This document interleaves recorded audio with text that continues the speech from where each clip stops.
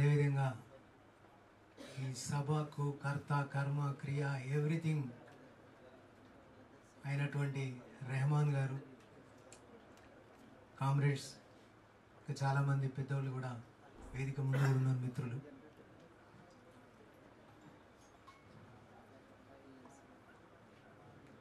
किसी ने मारा, वो गवर्नमेंट वाला मारा, ये गवर्नमेंट वाला मारा, उसने मारा इसने मारा, किसी ने मारा, हमारी हालत को बेहालत कर दिया, वो है तेलंगाना के जर्नलिस्ट।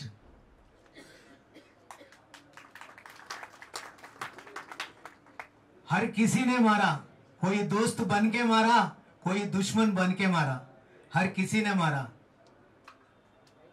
आज वो जवाब हम लोग हमारी जमीन दे चुकी है।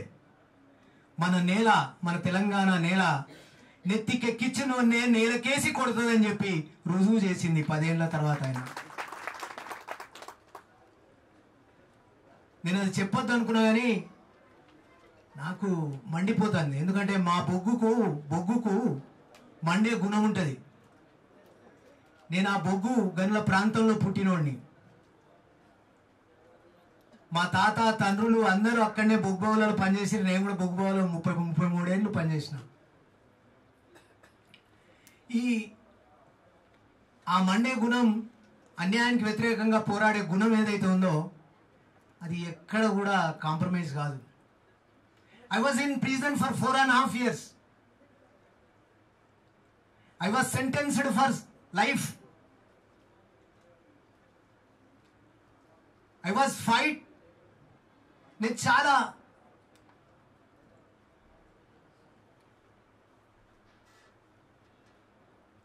పాత జ్ఞాపకాలు, గతం అంతా ప్రజల కోసమే, అంతా మా ప్రాంత, మా నల్లనేల పీపుల్ కోసమే.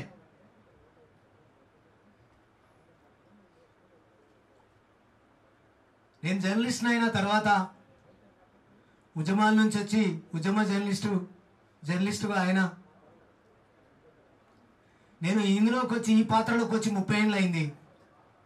అవతల పాత్ర వదిలి 30 ఏళ్ళు అయింది. ఎక్కడ కూడా మడిమ తిప్పలేదు. నాకు మంచి స్నేహితుడు దొరికిండు, మడిమ తిప్పని స్నేహితుడు రెహమాన్ గారు. కోదండరామ్ గారు కూడా నన్ను ఎరుగుదురు. సారు మేము కూడా సార్ పౌర హక్కుల సంఘంలో ఉన్నప్పుడు కానీ, ఇతర సంఘాల్లో ఉన్నప్పుడు కానీ, సింగరేణి బచావ్ అని ఉద్యమించిన సందర్భం కానీ, ఎవ్రీ సందర్భంలోనూ మేము సార్ వెంట ఉన్నాం. సార్ మాకు మార్గదర్శనం చేసిండు. ఇవాళ ఇంత గలీజు ముఖ్యమంత్రిని, అవతల ఏదైతే వదిలిపెట్టిపోయిన మనిషిని, ఇంత గలీజు వ్యక్తిని మాత్రం నేను నా జీవితంలో చూడలేదు. నేను చాలామంది, మేము బయట ఉద్యమం సందర్భంలో చాలామందిని కలిసినాం. వైఎస్ రాజశేఖర రెడ్డిని కలిసినాం, ఇట్లా చాలామందిని కలిసినాం. ఒక చిన్న ఎగ్జాంపుల్ చెప్తాను మీకు. మా దగ్గర ఒక లీడర్ జనక్ ప్రసాద్ అని ఉంటాడు, ఐఎన్టీయూసీ. ఆ జనక్ ప్రసాద్ వెంట ఒకసారి వైఎస్ రాజశేఖర రెడ్డి గారి దగ్గరికి వెళ్ళినాం. మేము ముగ్గురమే పోయినాం. ఆయనతో మాట్లాడుతూ ఉంటే ఆయన ఒక స్టూల్ మీద 2 కాళ్ళు పెట్టి మాట్లాడుతున్నాడు. చిన్న స్టూలు, ఇట్లా కాళ్ళు పెట్టి మాట్లాడుతున్నాడు. నేను 2-3 సార్లు ఆయన వైపు చూసిన. ఆయన ఎప్పుడు గమనించాడేమో, కమ్యూనిస్టు కదా అని కాళ్ళు తీసి కింద పెడతాడు. ఆయనను మెచ్చుకుందామా, లేకపోతే ఆ గడీలు మూసి తలుపులు మూసి ఉద్యమం టైంలో ఏమైంది, రెహమాన్ భాయ్, మునీర్ భాయ్ ఏంది, అదేంది, అక్కడేమి నడుస్తుంది, ఇక్కడేమి నడుస్తుంది, సింగరేణి అంటే ఏంది, ఈ బొగ్గుబాయ్ అంటే ఏంది, కార్మికులు అంటే ఏంది, వాళ్ళంటే ఏంది, వీళ్ళంటే ఏంది, కోదండరామ్ గారు ఇదంటే ఏంది, అదంటే ఏంది, చెప్పండి, చేయండి, మీరు అది పోండి, ఇటు పోండి. ఆయనను మనం ఇది చేద్దామా? అంతకంటే బేకారుగాడు. చెప్పద్దు, వనద్దు, తప్పు కావచ్చు, కానీ మండిపోతాను. దిల్ దుఃఖతా హై.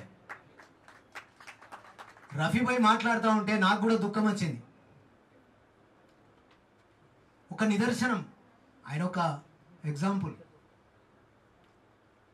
నేను ఒక చిన్న విషయం చెప్తా. జర్నలిస్టు, నేను కూడా జర్నలిస్టులకు బాగా చేసినాం మేము, అది చేసినాం ఇది చేసినాం అని పోటుగాని లెక్క మాట్లాడుకుంటూ ఉంటారు వీళ్ళంతా. నాకు సరిగ్గా 11 నెలల క్రితం హార్ట్ ప్రాబ్లం వచ్చి 3 స్టంట్లు పడ్డాయి. I am with stunts. 3 స్టంట్లు పడ్డాయి. ఆ వరంగల్ కరీంనగర్ హాస్పిటల్లో ఆపరేషన్ అయింది. ఈ విషయం రెహమాన్ సాబ్కు కూడా తెలియదు, రెహమాన్ భాయ్ కూడా నేను చెప్పలే. ఎందుకంటే అప్పుడు కూడా నేను వ్యాసాలు రాస్తూనే ఉన్నా. నాది ఆగలే, రాత ఆగలే, చెయ్యి ఆగలే, వేలు ఆగలే, కలం ఆగలే. కాబట్టి తెలిసే అవకాశం లేదు. అప్పుడు దానికి 3.5 లక్షలు అయింది. అప్పుడు జర్నలిస్ట్ కార్డు మనకు కూడా ఒకటి ఇచ్చిరుగా, ఆరోగ్యశ్రీ కార్డు. అది అట్లే మనం కూడా పట్టుకపోతే అది మనది ఒక్కొక్కసారి చెల్లేది, ఒక్కొక్కసారి చెల్లకపోదు. ఆ కార్డు మా పిల్లలు పెట్టే ప్రయత్నం చేశారు, మా కొడుకు మా బిడ్డలు పెట్టే ప్రయత్నం చేశారు. అది నడవలేదు. ఇమ్మీడియట్ ఆపరేషన్ చేయాలి, మరి ఏం చేసుడు, అది కుదరదని చెప్పాను.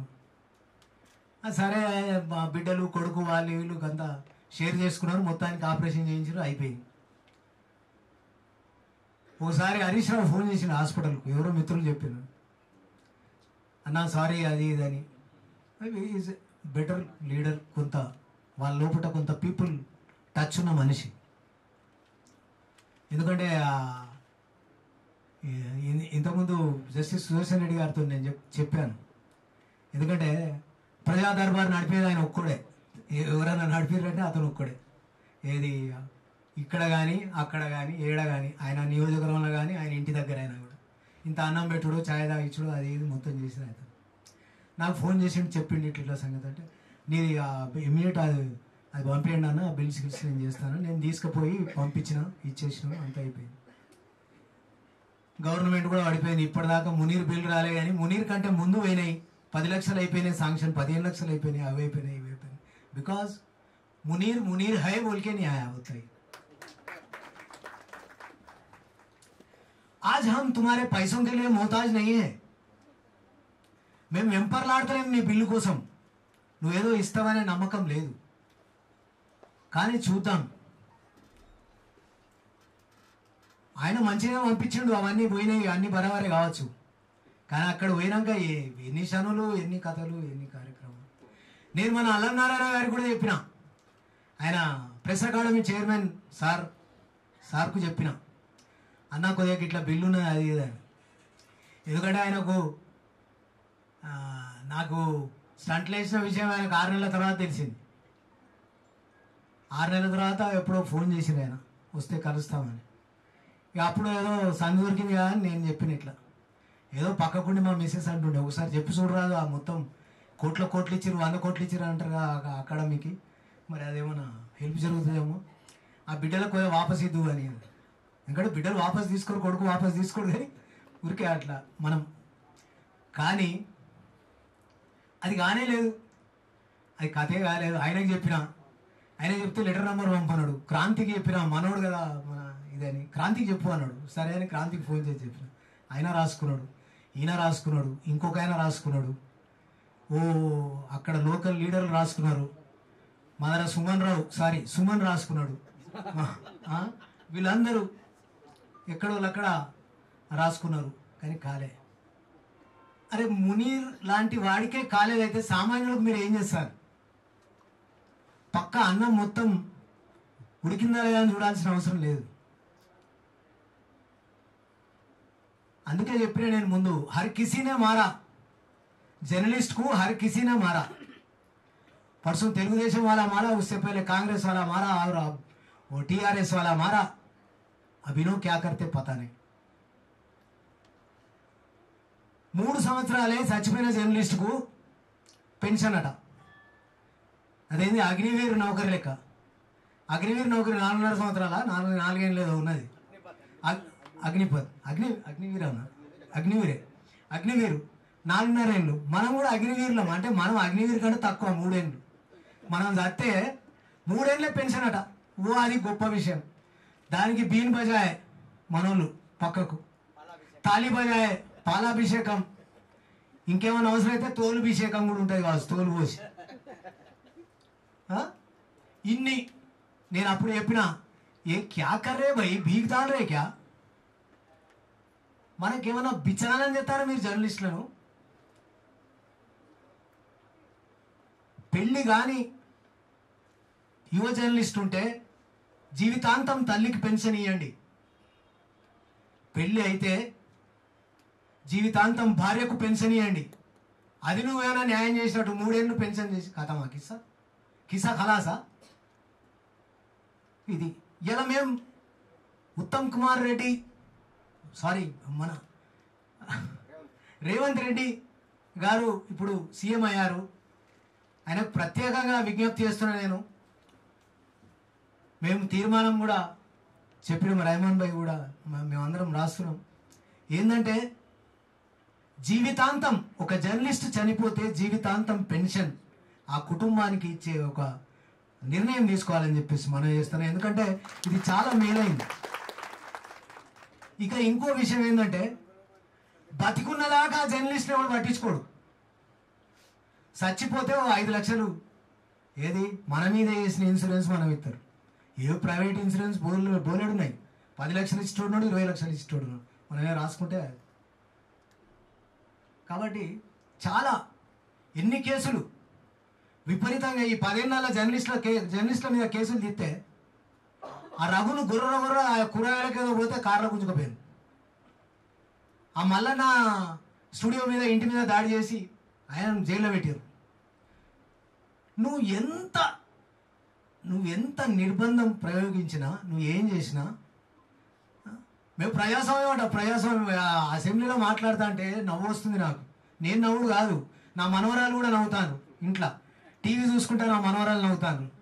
ఏ క్యా బోల్ రే అని, ఏ క్యా బోల్ రే సమయమని ఆరా అని. నువ్వు ధర్నా చేసే స్వేచ్ఛ లేదు, మాట్లాడే స్వేచ్ఛ లేదు. అరే ఆ గడిలట దానికి ఇంతకుముందు కన్సలేషన్ అనట, కానీ ఇప్పుడు వీళ్ళు ఎక్కువ వేసుకున్నారట అంతే. ఆయన ఏదో దీన్ని తొలగించండి పక్కకు వచ్చింది. అది కాదు మంట. అధికారం బాయ్, అది బాయ్, ఇది బాయ్, అక్కడ మొత్తం జనం వచ్చి కలవబట్టే. మీరు ఎప్పుడు కనీసం ఒక్కసారి పీపుల్ను, సామాన్య పీపుల్ను జర్నలిస్ట్లను కలిసిండ్రా? పోనీ మీకు జోలపాట వాడి మీ ఒడిలో కూర్చున్నటువంటి జర్నలిస్టులతోనైనా మీరు మాట్లాడిన ఎన్నడన్నా? ఇంతకుముందు శ్రీనివాస్ గారు ఒక మాట చెప్పిండు, ఆ రాహుల్ను ఇష్టం వచ్చినట్టు మాట్లాడిండు. మన రాహుల్ కూడా నాకు మంచి మిత్రుడు. రాహుల్ నా ప్రెస్ కాన్ఫరెన్స్లో ఇష్టం వచ్చినట్టు మాట్లాడితే ఒక్కడంటే ఒక్కడు లేచి కనీసం నువ్వేం మాట్లాడతాను అని అడిగిన దాఖలా లేదు, అడగలేదు. నిజం అది. ఏంటిది అసలు? మనం పెట్టిపోతున్నాం. ఇవాళ మనం ఇక్కడ సమావేశమైంది ప్రశ్నించడం కోసం, పదవి కోసం కాదు. ఇలా ఎవరికని అని నువ్వు అకాడమీ ఎవరికని అని ఇంకోటి ఏ పదవి అని ఎవరికని అని, కానీ ఒక పద్ధతి, ఒక సిస్టమ్, ఒక మన దగ్గర మన పీపుల్ నిజంగా ఉద్యమాలలో పాల్గొనే ఎవరు, పార్టిసిపేట్ చేసేటోళ్ళు ఎవరు, ఇవాళ సమాజానికి ఉపయోగపడేటోళ్ళు ఎవరు? ఇవాళ మేమంతా నిజం మేము ఉద్యమాల నుంచి పుట్టి పెరిగిన వాళ్ళం. నా కాళ్ళ గోర్లకు బొటనేళ్లకు నేను ఎప్పుడు షూ తొడుక్కుంటా. ఎందుకు తెలుసా? పోలీసు వాళ్ళు గోర్లు తీసేసినాయి. నాకెప్పుడు ఈ బొటన వేళ్ళ నుంచి రక్తం కారుతూ ఉంటుంది. 2 బొటన వేళ్ళ నుంచి చెప్పులు తొడిగితే రక్తం కారుతూ ఉంటుంది. అయినా పెట్టుకున్నాను. షూ తొడుక్కుంటాను స్టైల్ కోసం కాదు. యాక్చువల్లీ అదొక ఇబ్బంది అవుతుంది చాలా సందర్భాలలో. అసలు నిజంగా నాలాంటి వాళ్ళు ఎంతమంది ఇవాళ సంవత్సరాల తరబడి జైల్లో ఉన్న జర్నలిస్టులు, వారాల తరబడి జైల్లో ఉన్న జర్నలిస్టులు, చిత్రహింసలు, ఒక చెయ్యి ఇరగొట్టుడు, కాలు ఇరగొట్టుడు, ఇట్లా ఎంతమంది, మనం ఎంతమంది ఎన్ని బాధలు పడ్డాం. ఇలా ఎన్ని కేసులు. కోదండరాం సార్ని అయితే ఇంట్లోకి వెళ్ళి వచ్చి గుంజుకుపోతావు. ఒకప్పుడు కాలు మొక్కి నువ్వే అని, మొత్తం నువ్వే, మొత్తం అంతా కంప్లీట్ మీరే సార్, మీరే నడపాలి, మీరే చేయాలని. ఇప్పుడు రెహమాన్ మీద చెప్పాడు ఇంతకుముందు, నిజమే అది. సాగరహారం అయినా కూడా, మిగతా వేరే కార్యక్రమం అయినా కూడా మిలియన్ మార్చ్ మొదటి బొమ్మ వలగొట్టింది ఎవరు మొదటి బొమ్మ వలగొట్టింది? याद कर लो, उसको याद नहीं है, हम अपने को याद है. కూల్చింది ఎవరు? నల్ల నేల బిడ్డలు కూల్చేరు, నల్ల నేల బిడ్డలు కూల్చేరు. వచ్చేసాను సింగరేణి సమ్మె విరమణ కాగానే వచ్చేసాడు మా దగ్గరికి. నేను కోనరాం సార్ మిగతా యూనియన్ నాయకులు అందరు ఉన్నారు. వచ్చేసాడు. అప్పుడు వేరే జాగాలు ఉండే, ఆయనకి ఇల్లు అది ఎక్కడో ఉండే. ఆడికి రమ్మన్నాడు, సార్ కూడా తెలుసు. ఆడికి రమ్మంటాడు సార్. నాకు 4 సార్లు ఫోన్ చేసిండు, ఆడికి రాని. మేమెందుకు పోతాం, ఇక్కడనే అయిపోయింది ఇక్కడ ఏదో విరమణ చేస్తున్నాం, దానికి కూడా మాకు బాధ కలుగుతుంది, అయినా కూడా చేస్తున్నాం. ఎందుకంటే నిజంగా ఆ రోజు ఎంత బాధాకరం అంటే, సకల జనుల సమ్మెకు, ఇలా మీకు తెలుసుకోవాలి మిత్రమా, తెలియని వాళ్ళు దయచేసి, సకల జనుల సమ్మెకు అసలు శ్రీకారం చుట్టిందే నల్ల నేల బొగ్గు గని కార్మికులు. ఎందుకంటే మొట్టమొదటిసారి కేసీఆర్ అరెస్ట్ అయినప్పుడు, అదే నిరాహార దీక్ష చేసినప్పుడు స్పందించింది నల్ల నేల బొగ్గని కార్మికులు. ఆ రోజు సమ్మె చేసింది. శ్రీకాంతాచారి ఆత్మహత్య చేసుకున్నప్పుడు కూడా మొట్టమొదటిసారి విధులు బహిష్కరించి అక్కడ నల్ల నేల ఏడ్చింది. ఇల్లు గడప గడప బయటికి వచ్చి ఏడ్చింది. శ్రీకృష్ణ కమిటీకి వ్యతిరేకంగా హైదరాబాద్ను యూటీ చేస్తున్నప్పుడు ఎవ్రీ టైం కూడా 2 days అంటే సకల జనుల సమ్మె కంటే ముందు 7 రోజులు సమ్మె చేసి ఈ సమ్మెకు మార్గదర్శనం చేసింది బొగ్గు గని కార్మికులు. అందుకే నువ్వు బొగ్గని కార్మికులను గుర్తించవా బాబు, బొగ్గని ప్రాంతములను గుర్తించబోయా బాబు అని ఎన్నిసార్లు చెప్పినాం. ఏదో ఊపర్ కామ్ తూకుమాలిష్ కామ్ చేసి మేము అది చేసేసినాం ఇది చేసినాం, మేము లాభాల వాటా నువ్వు బోనస్ ఇచ్చుడైందా? 2001 2002 నుంచి మేము లాభాల వాటా బోనస్ తీసుకుంటున్నాం. అవునన్నా కాదన్నా చంద్రబాబు నాయుడు ఈ లాభాల వాటా బోనస్ ఇవ్వడం బొగ్గని కార్మికులు మొదలుపెట్టిండు. దాన్ని వైఎస్ రాజశేఖర రెడ్డి కంటిన్యూ చేసిండు. దాన్ని ఇప్పుడు తెలంగాణ ప్రభుత్వం వచ్చిన తర్వాత మీరు కంటిన్యూ చేసిండు. అంతా మీరు చేసిన గొప్పతనం ఏమున్నది? 65,000 మంది కార్మికులు ఉంటే 39,000 మంది అయింది. ఇవాళ మనం ఏం ఘనకార్యం చేసినాం? కొత్తగా బొగ్గుబాయ్ ఒక్కటి వచ్చులేదు, అన్ని అబద్ధాలే. అక్కడ పోతావు నువ్వు ప్రైవేటీకరణకు సపోర్ట్ చేస్తావు పార్లమెంట్లో, ఇక్కడికి వచ్చి ప్రైవేటీకరణకు వ్యతిరేకంగా కొట్లాడతావు. ఏంటి నీ డ్యూయల్ రోల్? జర్నలిస్టులు ప్రశ్నిస్తే అడిగితే ఆ వార్తలు ఆపేయండి, వాళ్ళని కూల్చేయండి, వాళ్ళని చంపేయండి, ఫోన్లు చేసి బెదిరించుడు. ఎన్ని ఫోన్లు, లెక్కలేని ఫోన్లు వస్తూ ఉంటాయి నాకు వచ్చేటి. అరే जा रे भाई जा रे भाई हमने खाई कसम उस झंडे तले मौत मंजूर है जंगे मैदान में అని చెప్తాం. కలంకారులం మనం. किसी माइके लाल में दम नहीं हमको खरीद सके या हमको झुका सके, हम झुकने वाले नहीं. अरे आने का आता जाने का जाता क्या है? वो जवानी नहीं जिसकी कोई कहानी नहीं, वैसी कई कहानियां लिखे, कई कहानियां हमारे रिकॉर्ड करके है भाई. हम किससे डरते?